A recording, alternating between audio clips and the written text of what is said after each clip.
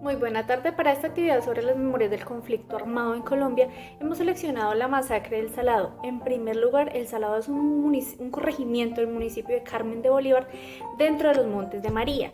Este municipio es conocido como la capital tabacalera de la costa Caribe, dado que se convirtió en el corregimiento más grande y más próspero por su actividad económica, la cual también consistía en la producción de ñame, maíz, yuca, ajonjolí y auyama. Bueno, el acontecimiento consiste en una masacre que fue ejecutada entre el 16 y el 21 de febrero del año 2000. Esta masacre fue perpetrada por 450 paramilitares, los cuales dieron muerte a 60 personas en estado de indefensión. Se conoce que esta masacre fue planeada por los jefes paramilitares del bloque norte de ese entonces, liderado por Salvatore Mancuso, Rodrigo Tovar Pupo, alias Jorge 40, y John Henao, alias H2, delegado de Carlos Castaño. Este numeroso conjunto de paramilitares se dividió en tres grupos. El primero se dirigió hacia el municipio de San Pedro, hacia los corregimientos de Canutal, Canutalito y zonas rurales del corregimiento de Flor del Monte, que se comunica con el corregimiento del Salado. El segundo grupo se incorporó por el municipio de Zambrano a través de la vía que comunica el corregimiento del Salado con otro grupo que incursionaba por esta zona. Y el tercer grupo se integró por la vía que comunica el Salado con el casco urbano del Carmen de Bolívar. Por otro lado, se encuentran las Fuerzas Armadas Revolucionarias de Colombia, conocidas comúnmente como las FARC, las cuales atacaron reiteradamente a uno de los grupos paramilitares que avanzaban hacia el Salado, dado que en este territorio ya estaban ellos instalados. Esto hizo que los paramilitares entraran al corregimiento del Salado y protagonizaran allí una masacre, dado que acusaron también a muchos civiles de hacer parte de las FARC. De esta manera, toda la zona mencionada quedó rodeada por los grupos paramilitares, en donde la población civil quedó en el centro del conflicto y las FARC quedaron en confrontación.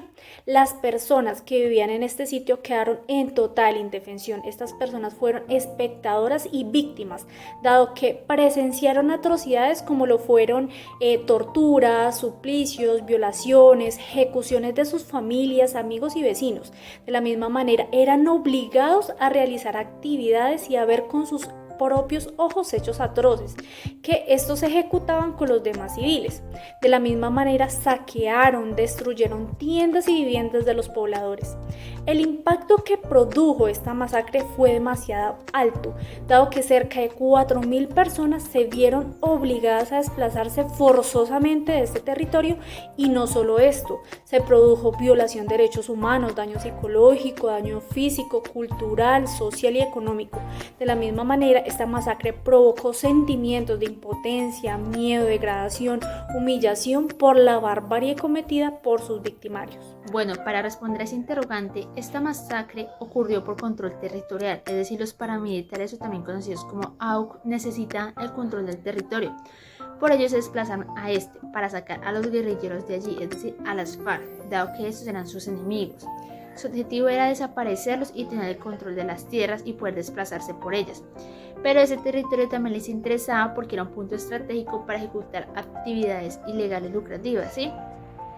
Es decir, para extorsionar, para el contrabando de armas, el narcotráfico, entre otras. Esta masacre surge como estrategia que lideró el grupo paramilitar AUC para el control territorial y la movilización de las tropas paramilitares por ese territorio. Por otro lado, el papel que tiene el desplazamiento forzado en este escenario fue uno de los impactos más duraderos e impresionantes, ya que este se convirtió en un municipio fantasma lleno de desesperanza, miedo y desolación, dado que estos más de 4.000 personas abandonaron el corregimiento del Salado. Estas víctimas y sobrevivientes sacaron las pocas pertenencias que le quedaban en buen estado y se desplazaron hacia Carmen del Bolívar. Pero allí no terminó esta barbarie, dado que la persecución por parte de los paramilitares hacia los civiles no cesó, y por eso se vieron obligados a desplazarse nuevamente a ciudades como Sincelejo, Barranquilla, Cartagena. De la misma forma, el desplazamiento forzado dejó como consecuencia una usurpación de derechos, es decir, aquellos dueños y habitantes de ese territorio, a la hora de volver a sus parcelas, encontraron que éstas ya se encontraban habitadas por otras personas que decían ser sus dueños, y de esta forma usurparon sus derechos. Es importante aclarar que muy poca población pues volvió a estas tierras, ya que prácticamente el desplazamiento forzado hace que la población se disperse hacia otros territorios y prácticamente se convierta en invisibles. Ante el planteamiento podemos concluir que el proceso de memoria del conflicto armado en Colombia sí contribuye a la construcción de una cultura de paz, ya que el conocimiento y el reconocimiento por parte del Estado y de la población en general sobre los hechos acontecidos hacen que estos examinen los factores violentos, el horror, los daños causados a todas las víctimas y las consecuencias. Por tanto, hace que se acepten responsabilidades, que se trabaje en la transformación de la parte social y cultural del país, de la misma forma que se ejecute el proceso de reparación a las víctimas y se profundice en un cambio político, en un cambio de justicia restaurativa, la cual permita rehacer los vínculos de convivencia pacífica y los vínculos sociales.